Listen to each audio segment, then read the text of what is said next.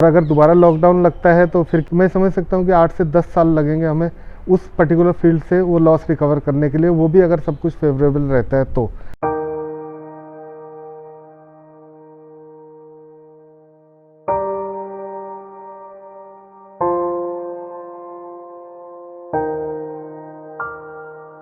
एक साल पहले मार्च महीने में पूरे देश में पहला लॉकडाउन लगा था। लगभग हर इंडस्ट्री ने इसकी मार झेली, पर एग्रीकल्चर का नाम ऐसी इंडस्ट्रीज में शुमार हुआ जो सबसे ज्यादा मुनाफे में रही। लेकिन एग्रीकल्चर सेक्टर की कुछ डिविजन्स ऐसी भी थीं जो पूरी तरह से लॉस में चली गईं। उनमें से एक था फ्लोरिकल्चर। कंबोज जो फूलों के किसान हैं, उन्हें इस लॉकडाउन में क्या कुछ झेलना पड़ा, ये उनसे बेहतर शायद ही कोई बयां कर सकता है।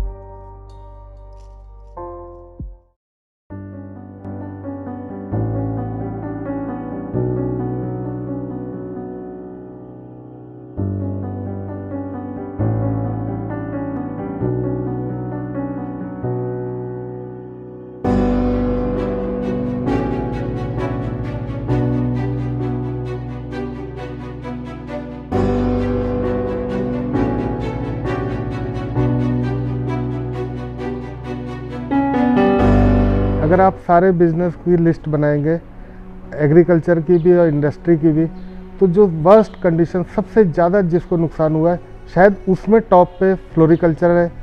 पूरे इंटरनेशनल मार्केट आल्समेर का, हॉलैंड का, वो बिल्कुल एक तरह से ख़त्म हो गया था।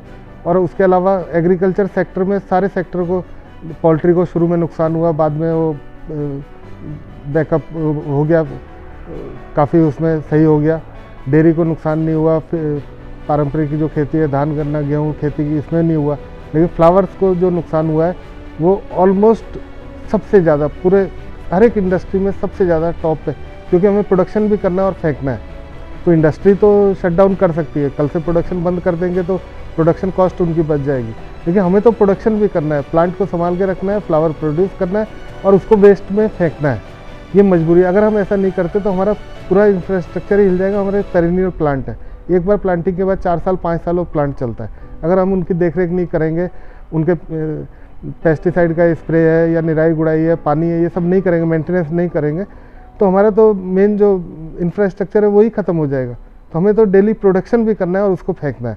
ये समझिए कि जैसे गाय का रोज़ दूध निकालना, और रोज़ अगर फेंकने लगेंगे तो कितने दिन अलाउ करेगा, ना परिवार अलाउ करेगा, ना इकनॉमी अलाउ करेगी और ना ही समाज अलाउ करेगा, लेकिन हमको ऐसा करना पड़ा।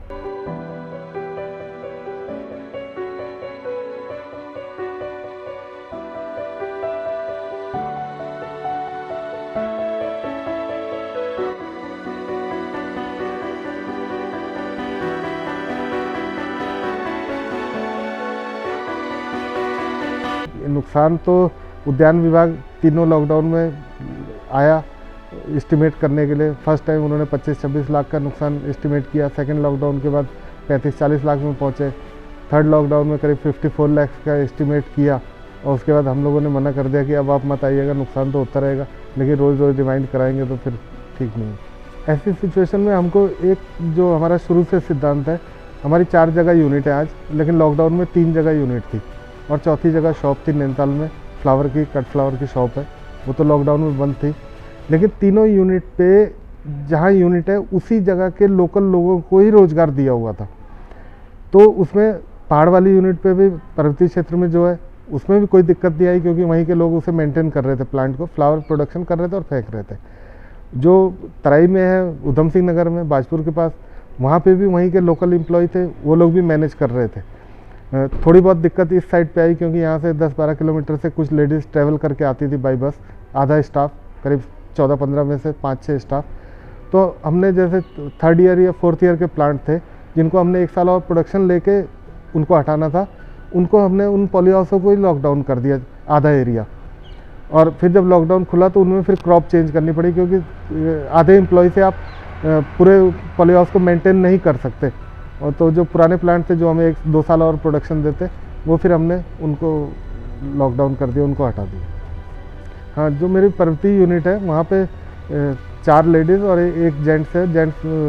जो वहाँ का मेन मैनेजर था वो लॉकडाउन से पहले यहाँ आ गए थे, दोनों हस्बैंड वाइफ। तो लॉकडाउन में वो साइट पे नहीं थे, तो नया स्टाफ था और बाकी लेडीज़ थी, तो हम उन लेडीज़ को फ़ोन करते थे कि अब फ्लावर रेडी हो गया, ब्लूम हो गया, वो लोग व्हाट्सएप करते थे अब इसको कट करके आप फेंक दो। तो लोग मेंटली प्रिपेयर नहीं थे कि ये फ्लावर को प्रोड्यूस करके फेंकना भी हो सकता है। वो उन लोगों ने हमारी बात नहीं मानी। फिर हमें अल्टीमेटली उनका हस्बैंड जो हमारी इस साइड पे है उसको यहाँ से परमिशन लेके हम लोगों ने वहाँ भेजा, तब उसने फ्लावर कट करके उनसे फेंकवाए। वो बोले कि हम फेंक नहीं सकते।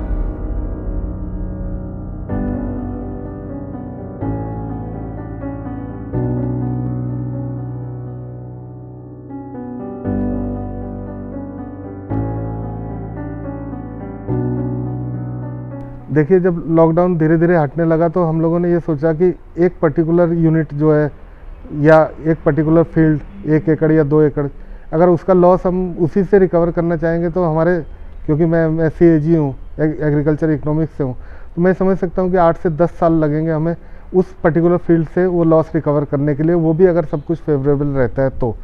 फिर हम लोगों ने बैंक से और अपने जहाँ से भी हमें सहयोग मिला तो हमने प्रोडक्शन को ही 3 गुना लगभग कर दिया ताकि 2-3 साल में रिकवर हो जाए।